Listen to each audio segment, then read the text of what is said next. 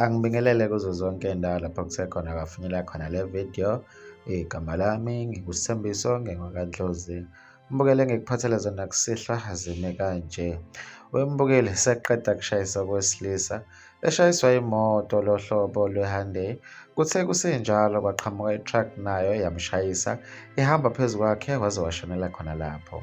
Wembukeli kubikwa ukuthi lesi sigameko senzeke eNyaninga esifundazweni saKwaZulu-Natali. Kubikwa ukuthi abezimo eziphuthumayo babezele endaweni yesigameko ilapho khona bafice umufi ikhanda nezinyawo kuhleli le nale. Wembukeli kusathungatha ukuthi umufi ungobani, kusaphinde kuthungathwa ney'hlobo zakhe. Mbukeli udaba olubuhlungu kakhulu lolu. Ngizocela ubeke uvo lakho ku-comment section mayelana nalolu daba. Ngizokubona kwenye ividiyo elandelayo sengiphuma kanje. Usale kahle.